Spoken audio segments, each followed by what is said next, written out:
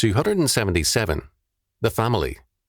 Chalcedon Reports number 331, February 1993. A while back, I read a study whose author, while hoping to replace the family with a more, quote, advanced, end quote, institution, still recognized it to be the basic and most influential governmental unit.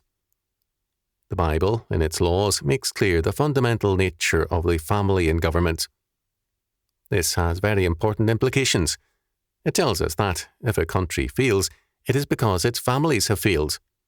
There can be no health at the top if there is rottenness at the bottom.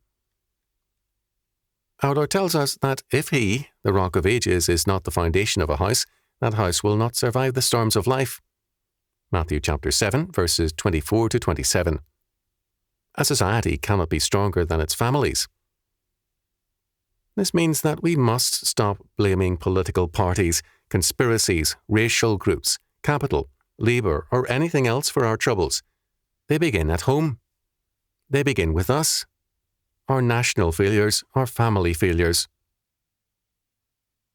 The most hopeful of all things today is the growing renewal of many families. Parents are paying to put their children in Christian schools. Homeschools are increasing very rapidly. Family worship is returning. More and more people are refusing transfers to better jobs in order to be closer to parents and grandparents.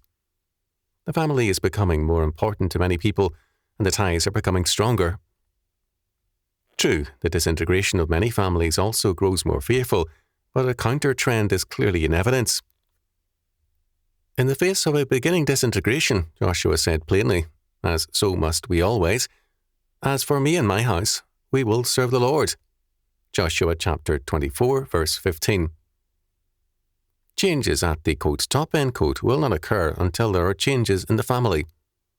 The only hope any country has begins in the home, with the children. They are the future. Too often in recent years, our, quote, experts, end quote, have propagated the idea that fathers and mothers should spend more time playing with their children. There is nothing wrong with such recreational activity, but our calling is to be fathers and mothers, not playmates. I am reminded of a fool who was always too busy with camping trips, baseball and football games, scouting, everything to help his sons, ever to attend church. He could not understand why the boys turned out badly. His authority was nothing at all. He was simply a playmate whom the boys outgrew.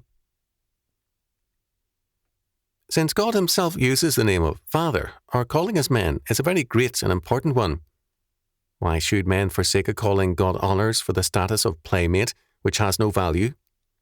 Most boys have many playmates, but they have only one father. When he abdicates that calling, the family is in trouble. We cannot leave the future in the hands of politicians, pastors, teachers, sociologists, psychologists, or anyone else, however fine they may be. The children are our future, and they are a parental responsibility. No abdications permitted.